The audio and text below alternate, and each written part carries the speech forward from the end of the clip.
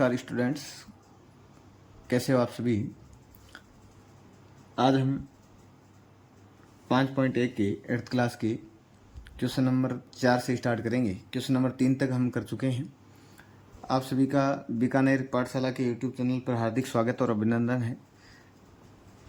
आप सभी हमारे चैनल को लाइक, शेयर एंड सब्सक्राइब करें।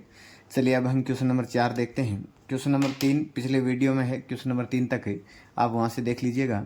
और आज हम क्वेश्चन नंबर 4 समझते हैं, वर्ग और वर्गमूल चैप्टर का। क्वेश्चन नंबर 4 क्या कह रहा है, निम्न प्रतिरूपों का अवलोकन कीजिए और रिक्त स्थान भरिए। यानी कि आपको कुछ एक चीज़ें दे रखी है और जो प्रतिरूप दे रखा है, जो प्रारूप दे रखा है, इस पैटर्न के अनुसार इनको समझना है, इनका अवलोकन करना है, इनको ध्यान से देखना है और इनको समझ के ये जो कुछ खाली स्थान दे रखा है, रिक्त स्थान दे रखा है, उनको हमें फिल करना है।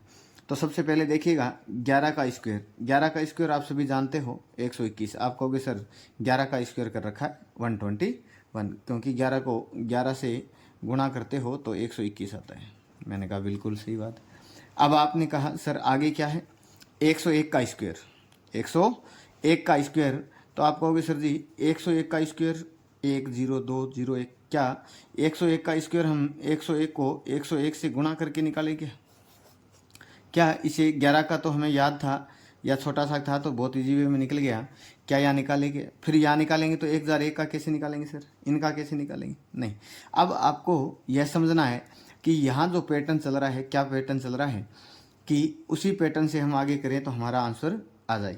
आप देखोगे कि सर यहाँ एक है ना, एक कितनी बार आया हुआ है? 2 बार। एक कितनी बार आया हुआ है?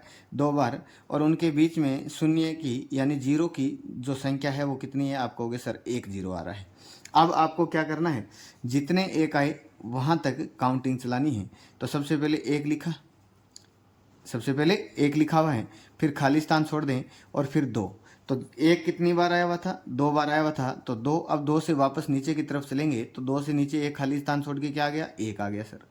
अब देखिएगा शून्य की संख्या कितनी थी? 1 1 थी, तो बीच में 1 1 0 डालते जाइएगा, ये हमारा आंसर आ गया।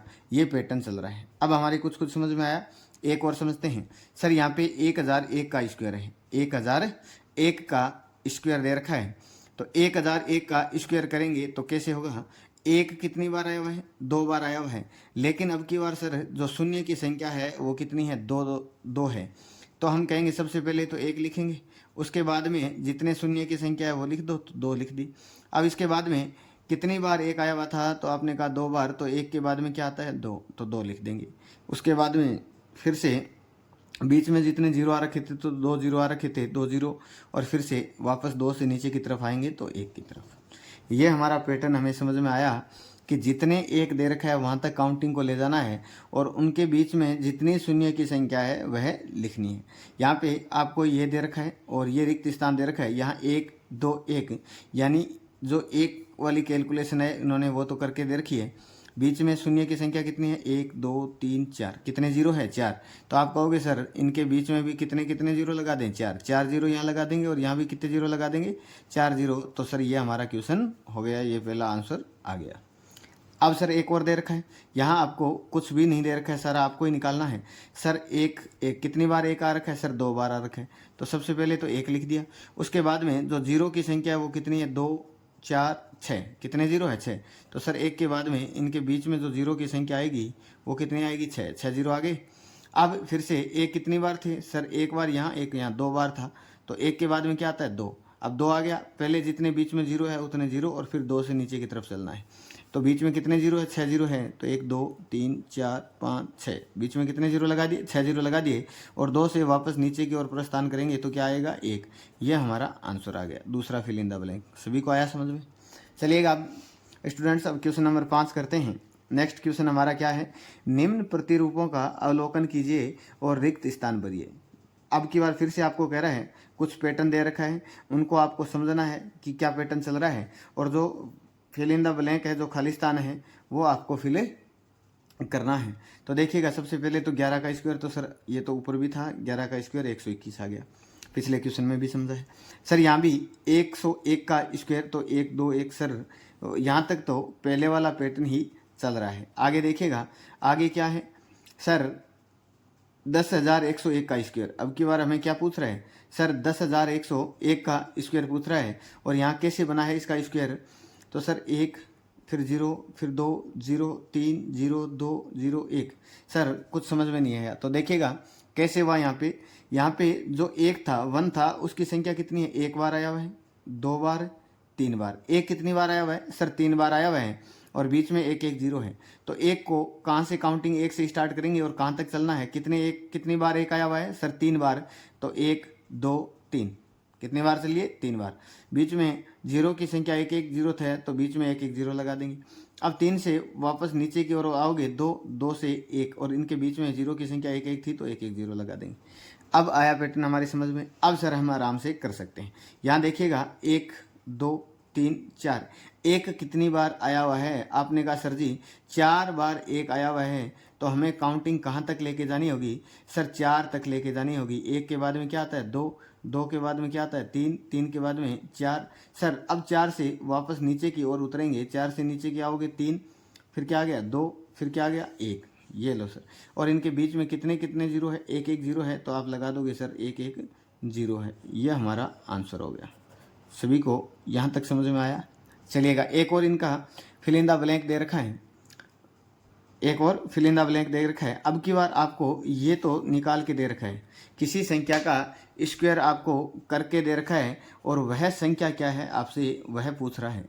अब की बार वह संख्या क्या है आपसे वह बतानी है आपको। तो देखिएगा सर 1 2 3 4 5, यहाँ कितनी बार आ रखा है सर, 5 बार। इसका मतलब ये हुआ कि सर यहाँ जो 1 की संख्या थी ना, 1 कितनी बार आया होगा सर, 5 बार आया होगा। 1 कितनी बार आया होगा, तो सर यहाँ 1 कितनी बार आया होगा सर, यहाँ काउंटिंग 1 से लेके 5 तक जा रही थी, तो यहाँ 1 5 बार आया होगा, 1 बार 2 बार 3 बार 4 बार और 5 बार इसका स्क्वायर किया होगा। सर इसके बीच में 1 1 0 भी है, तो यहाँ भी क्या होगा 1 1 इनके बीच में 0 भी आएगा। सर ये हमारा आंसर आ गया। सभी को आया समझ में। चलिएगा स्टूडेंट्स, अब क्वेश्चन नंबर 6 करते हैं। अब क्वेश्चन नंबर 6 की बात कर लेते हैं। क्वेश्चन नंबर 6 क्या कह रहे हैं, दिए गए प्रतिरूप का उपयोग करते हुए लुप्त संख्याओं को प्राप्त कीजिए। आपको जो पैटर्न दे रखे हैं उनका उपयोग करना है, और जो लुप्त संख्या है, जो गायब है संख्याएं, उनको आपको फिल करनी है। तो सबसे पहले आप देखोगे सर 1 का स्क्वायर प्लस 2 का स्क्वायर प्लस 2 का स्क्वायर, तो कितने का स्क्वायर बराबर में दे रखा है सर 3 का स्क्वायर। यहाँ से एक लाइन पढ़ने से हमें बिल्कुल भी पैटर्न का पता नहीं चल रहा है, कोई भी आइडिया नहीं हो रहा है कि कैसे हो रहा है। आगे देखेंगे, नेक्स्ट आगे देखोगे आप सर 2 का स्क्वायर प्लस 3 का स्क्वायर प्लस 6 का स्क्वायर। सर यहाँ हो सकता है 2 को 1 से गुणा किया सर 2, तो यहाँ पे 2 कैसे आ गया सर, 1 2 2 के बाद में फिर से 2 लाया है, और फिर 3, 2 और 3 चल रहा है। आप देखो 1 2 फिर 2 3 और 3 3 आ गया, फिर 4 4 तो 4 फिर 5 5 तो 5, यहाँ 6 6 तो 6 7। इस प्रकार का कुछ सर पैटर्न लग रहा है। तो 2 लाइनें और पढ़ेंगे, 2 का स्क्वायर सर प्लस 3 का स्क्वायर प्लस 6 का स्क्वायर।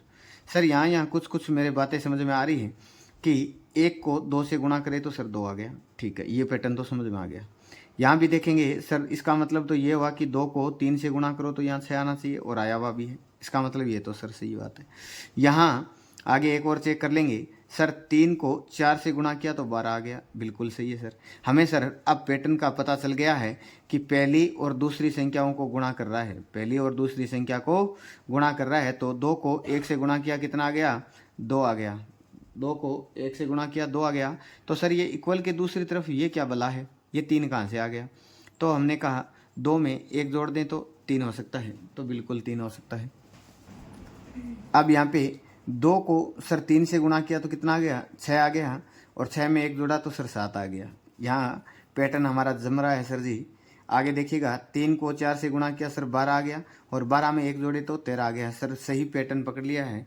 अब यही पैटर्न चल रहा है सर, 3 4 आ गया, तो अब 4 को 5 से गुणा करोगे सर, यहाँ क्या आएगा, तो पहली जो लुप्त संख्या थी 4 को 5 से गुणा किया क्या आ गया, 20 आ गया। पहली जो लुप्त संख्या थी हमें पता चल गई। अब 20 का स्क्वायर 20 से 1 अधिक जोड़ा तो 21 आ रहा है, इसका मतलब ये संख्या सही है सर। अब आगे वाली देखो 5 का तो 5 उतार दिया, तो 5 के आगे वाली संख्या क्या है सर, 6 है। और यहाँ भी देखो, यहाँ जो 2 संख्या होगी उसको गुणा करके तो यहाँ आएगी। तो सर 5 को कैसी संख्या से गुणा कर दूं कि 30 प्राप्त हो जाए? तो आपने कहा सर जी 5 को 6 से गुणा करें तो ही 30 प्राप्त होता है। तो आपने कहा सर दूसरी लुप्त संख्या क्या आ गई? 6 आ गई, हमें पता चल गया। आगे आपको 30 में 1 जोड़ के दे रखा है। आगे सर 6 और 7 आपको दे रखा है, यहाँ लुप्त संख्या दे रखी है। सर 6 को 7 से गुणा करोगे तो क्या आएगा? 42 आएगा। सर क्या आएगा? 42 आएगा। 42 आएगा, 42 हमारा आंसर आ गया। सर आगे वाली और संख्या लुप्त है, गायब है, हमें पता नहीं है, तो मैं कहूँगा 42 42 में 1 जोड़ देंगे तो कितना आ गया? 43 आ गया और इसका स्क्वायर। यह हमारा क्वेश्चन हो गया, क्वेश्चन नंबर 6। अब चलिएगा नेक्स्ट क्वेश्चन करते हैं, क्वेश्चन नंबर 7। क्वेश्चन नंबर 7 क्या है? क्वेश्चन नंबर 7, योग संक्रिया किए बिना योगफल ज्ञात कीजिए। यानी कि आपको सर जोड़ करना है इन सब का और जोड़ के नहीं करना है। आप कहोगे सर ऐसा कोई संभव है क्या? क्यों मजाक कर रहे हो कि बिना जोड़े इनको देखना है कि कितना आए? ठीक है, मैं कहूँगा बिल्कुल है। एक वर्ग की जो प्रॉपर्टी है, स्क्वायर की जो प्रॉपर्टी है वो क्या होती है कि लगातार विषम संख्याओं को, लगातार जो विषम संख्याएं दे रखी है, लगातार विषम संख्याएं दे रखी है, उनका जो वर्गों का योग होता है, सॉरी, लगातार विषम संख्याओं का जो योग होता है, लगातार विषम संख्याओं का योग होता है, जितनी संख्याएं दे रखी हो, जितनी संख्या आपको विषम संख्याएं, लगातार जितनी विषम संख्याएं आपको दे रखी है तो उसका स्क्वायर कर दो, उस संख्या का क्या कर दो? स्क्वायर कर दो, आपका इनका योग आ जाएगा। तो हम देखते हैं कैसे हो रहा है। 1 3 5 7 और 9, इन सब का जोड़ना है, योगफल याद करना है, टोटल याद करना है, इनका सम करना है, लेकिन बिना योग संक्रिया यानी बिना जोड़े करना है। तो आप कहोगे सर फिर ये आपने नियम बताया, इस हिसाब से कैसे करें? यहाँ से देखिएगा इस नियम से कैसे होगा। क्या प्रॉपर्टी कहती है वर्ग की? ये प्रॉपर्टी कहती है कि अगर लगातार कोई विषम संख्याएं दे रखी हो, क्या कोई लगातार अगर विषम संख्याएं दे रखी हो तो जितनी विषम संख्याएं आपको दे रखी हो लगातार, उसका स्क्वायर कर दोगे तो आप इन सब का टोटल आ जाएगा, इन सब का सम आ जाएगा आपका। देखते हैं सर 1 2 3 4 और 5। सर यहाँ पे कितनी संख्याएं हैं? 5 है। तो मैंने कहा इसका वर्ग कर दो, स्क्वायर कर दो। 5 का स्क्वायर कितना होता है सर? 25। अब चेक कर लेते हैं क्या हमने सही किया है क्या? सर 9 और 1 10, 10 और 7 17 और 3 20 और 5 25। यस सर, हमारा बिल्कुल आंसर राइट है। चलिएगा इसका दूसरा पॉइंट और समझते हैं। इसका दूसरा पॉइंट क्या है? 1 + 3 + 5 + 7 + 9 + 11 + 13 + 15 + 17 + 19। सर जोड़ के करें तो बहुत टाइम लग जाता है, और वैसे भी जोड़ के योग संक्रिया बिना करना है, बिना जोड़े करना है। तो सर जो हमें नियम पता है, जो प्रॉपर्टी पता है वर्ग की, वो करेंगे। वो प्रॉपर्टी क्या है सर? जितनी लगातार विषम संख्याएं दे रखी हो, लगातार क्या दे रखी हो? जितनी विषम संख्याएं दे रखी हो उनका वर्ग कर देंगे तो इन सब का योग आ जाएंगे। कितनी संख्या है देख तो? 1 2 3 4 5 6 7 8 9 10। यहाँ सर हमें कितनी संख्याएं दे रखी है? आप कहोगे लगातार 10 विषम संख्याएं दे रखी है। तो सर 10 का स्क्वायर कितना होता है? 100। तो ये हमारा आंसर आ गया 100। अब आप कहोगे तो चेक कर सकते हो, इसको 100 ही आएगा। 19 और 1 20, 17 और 3 20 और 20 40 और 55 और 60 70 73 और 7 कितने हो गए? 80, 80 और 10 90 और 1 91 और 9 100, 100 कितने हो गए? 100 आ गया। ये हमने चेक भी कर लिया। हमें जोड़ के करना नहीं है क्वेश्चन को, डायरेक्ट ही करना है। जितनी लगातार विषम संख्या दे रखी हो उस संख्या का स्क्वायर कर देना होता है। 5 संख्या दे रखी होगी तो 5 का स्क्वायर, यहाँ 10 संख्या दे रखी होगी तो 10 का स्क्वायर किया। 12 संख्या दे रखी होगी तो 12 का स्क्वायर कर देंगे। इसी प्रकार से हमारा आंसर आ जाएगा। चलिएगा इसका एक और पॉइंट है वो करते हैं हम। यहाँ इसका नेक्स्ट पार्ट दे रखा है 1 + 3 + 5 + 7 + 9 + 11 + 13 + 15 + 17 + 19 + 21 + 23। यहाँ हम देखेंगे कि कितनी संख्या है? 1 2 3 4 5 6 7 8 9 10 11 और 12। सर यहाँ पे हमें 12 लगातार विषम संख्या दे रखी है, तो मैं कहूँगा 12 का स्क्वायर कर दो, इन सब का योग आ जाएगा। 12 का स्क्वायर कितना होता है? 144, 144 होता है। तो सर ये हमारा आंसर आ गया। चलिएगा 7वां क्वेश्चन आपको समझ में आया होगा। अब करते हैं next question, question number 8। Question number 8 क्या है? क्वेश्चन नंबर 8, 49 को 7 विषम संख्याओं के योग के रूप में लिखिए। अब की बार हमें योग करके दे रखा है और उन्हें 7 विषम संख्याओं के रूप में लिखना है। यानी क्वेश्चन नंबर 7 हमने जैसा किया था ठीक उसका विपरीत हमें दे रखा है। उसका योग हम पहले कर रहे थे क्वेश्चन नंबर 7 में, अब की बार योग आपको करके दे रखा है और वह 7 संख्याएँ कौन कौन सी होगी वो हमें बताना है। तो आपको पता है 49 किसका स्क्वायर है? आपने कहा सर 7 का स्क्वायर है। इसका मतलब मुझे लगातार कितनी विषम संख्याएं लेनी होगी? 7 विषम संख्याएं लेनी होगी, जो कि क्वेश्चन में भी कह रहा है। तो 7 विषम संख्याएं क्या होगी? सर 1 ले लिया, plus 3 plus 5 plus 7 plus 9 plus 11। क्या सर 7 संख्याएं होगी क्या? 1 2 3 4 5 6 और एक और ले लेंगे 7। क्या होगी? लगातार 7 संख्याएं होगी। ये हमारा आंसर आ गया। पहला पॉइंट समझ में आया। इसी का दूसरा पॉइंट और करते हैं। इसी का दूसरा पॉइंट क्या है? इसका दूसरा पॉइंट 121 को 11 विषम संख्याओं के योग के रूप में लिखना है। क्या है? 121 को 11 विषम संख्याओं के योग के रूप में लिखना है। अब हमें 11 संख्याएं लगातार विषम संख्याएं लेनी है। हमें पता भी है 121 11 का स्क्वायर है। तो 11 संख्या कौन कौन सी होगी? 1 plus 3 plus 5 plus 7 plus 9 plus 11 plus 13 plus 15 plus 17 plus 19 plus 21। क्या लगातार 11 विषम संख्याएं हो गई क्या? 1 2 3 4 5 6 7 8 9 10 और 11। ये हमारी लगातार 11 विषम संख्याएं होगी और ये इसका आंसर आ गया। जैसे 7वां क्वेश्चन दे रखा था आपको, उसका ठीक विपरीत क्वेश्चन ये था। क्वेश्चन नंबर 8 समझ में आएगा। इस चैप्टर का अब अंतिम क्वेश्चन नंबर 9 एक बचा है, वो करते हैं। अब क्वेश्चन नंबर 9 क्या है? निम्नलिखित संख्याओं के वर्ग के बीच में कितनी संख्याएं? इन दो संख्याएं दे रखी है आपको और इनका वर्ग करने पर इनके बीच में कितनी संख्याएं हैं वो सोल्व करना है। क्या सर हमें इनका वर्ग करके सोल्व करना होगा क्या? नहीं, वर्ग करके सोल्व नहीं करना होगा। फिर कैसे सोल्व करना होगा? सर अगर कोई दो लगातार संख्याएं हो, जैसा कि n का स्क्वायर और वह n प्लस 1 का स्क्वायर। n कोई संख्या है और n प्लस 1 का मतलब उसके ठीक आगे वाली संख्याएं हैं, इनका वर्ग करना पड़े, इनका स्क्वायर करें तो एक फॉर्मूला है और वो है 2n। क्या फॉर्मूला है? 2n। 2n का हमारा एक फॉर्मूला है। सर ये 2n क्या है? 2 को n से गुणा करना है। तो सर n हम क्या लें? यहाँ पे जो n लेंगे वो छोटी वाली संख्या लेंगे। n जो हमें दो संख्या यहाँ जैसे ये 12 और 13 दे रखी है, तो n है वो छोटी वाली संख्या लेंगे। n क्या लेंगे? छोटी वाली संख्या लेंगे। आगे बात समझ में। यहाँ एक छोटा सा फॉर्मूला है। जब भी दो लगातार संख्याएं दे रखी हो और उनके बीच में कितनी संख्याएं हैं वो निकालनी हो, तो फॉर्मूला क्या है? 2n है और 2 का तो 2 गुणा में n क्या होता है? यहाँ जो भी आपको दो संख्याएं दे रखी होगी उसमें छोटी वाली संख्या होती है। आप कहोगे सर 12 और 13 के बीच में कितनी, इनका वर्ग करने पर इनके बीच में कितनी संख्याएँ आएगी? तो हम फॉर्मूला लगा देंगे 2n। 2 का तो 2 गुणा n। सर यहाँ n की जगह n का मान कितना है? 12 है। तो सर 12 को 2 से गुणा करो, 24 आ गया। ये हमारा आंसर आ गया। आपने कहा सर प्रूफ करके बताओ क्या ये सही किया है कि नहीं किया। मैंने आपसे कहा 2 का स्क्वायर व 3 का स्क्वायर के बीच में कितनी संख्याएं हैं ये हमें पता करना। तो सर फॉर्मूले के हिसाब से 2 को n से गुणा कर दो। सर 2 को n से, तो n छोटा वाला 2 है तो कितनी संख्याएं हो गई? 4। सर आप प्रूफ करके बताओ कि क्या 4 ही आई है क्या। मैं कहूँगा 2 का स्क्वायर कितना होता है? 4। 2 का स्क्वायर कितना होता है? 4। और 3 का स्क्वायर कितना होता है? 9। सर 4 और 9 के बीच में कितनी संख्याएं हैं? 4 के बाद में क्या आता है? 5 6 7 8। कितने आते हैं? यहाँ तक आता है। आप देख लो, काउंट करो कितनी संख्या, 1 2 3 4। कितनी संख्या आई है? 4 ही आई है इनके बीच में। और फॉर्मूले से भी हमारी कितनी संख्या आई है? 4 ही आई।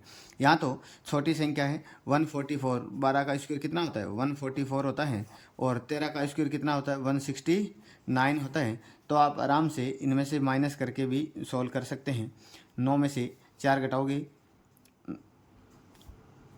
169 और 144 है। इन दोनों के ठीक जो बीच आएगी वह संख्या 145 से लेके 168 तक संख्या की आएगी। और वह कितनी संख्या होगी? 24 संख्या होगी। आप इन दोनों के बीच में काउंट कर सकते हो। यहाँ पे मैंने काउंट करके बताया। चलिएगा इसका दूसरा पॉइंट और क्या है। इसका दूसरा एक पॉइंट है 25 और 26 के बीच में। 25 और 26 के बीच में इनका वर्ग करने पर, 25 और 26 का वर्ग करेंगे तो इनके बीच में कितनी संख्या आएगी। आप कहोगे सर फॉर्मूला लगा दे 2n, और n का मान क्या होता है, n एक छोटी वाली, यहाँ जो आपको दो संख्या दे रखी होगी उसमें से छोटी वाली संख्या है वो n होगी, छोटी वाली संख्या n होगी। इतनी बात आई मेरी समझ में। अब देखो 2 गुणा n यहाँ क्या है 25, तो आप कहोगे सर जी 25 और 26 के बीच में कितनी, 25 और 26 का वर्ग करने पर इनके बीच में 50 संख्याएं प्राप्त होगी। यह हमारा आंसर आ गया। चलिएगा इसका एक लास्ट पार्ट, इसका तीसरा पॉइंट क्या है, 99 और 100 के बीच में। तो 99 और 100 के बीच में, 99 और 100 के बीच में इनका वर्ग करें, इनका स्क्वायर कर दें सर, तो इनके बीच में कितनी संख्या आएगी यह हमें बतानी है। तो इसका फॉर्मूला क्या हो गया 2n। सर जी n क्या लेना है, छोटी वाली संख्या लेनी है, छोटी संख्या है वो लेनी है सर जी। तो यहाँ छोटी संख्या क्या है 2 मल्टीप्लाई, छोटी संख्या 99 है, 99 को 2 से मल्टीप्लाई करोगे तो कितनी संख्या आ गई 198 आती है। कितनी संख्या आती है 198, 2 9 18, 1 कैरी 2 9 18 और 119, 198 इसका आंसर आ गया। ये हमारी एक्सरसाइज 5.1 कंप्लीट हो गई है। दोस्तों आपको सभी को समझ में आया होगा, तो हमारा यूट्यूब चैनल बीकानेर पाठशाला को लाइक, शेयर एंड सब्सक्राइब करें। Thank you.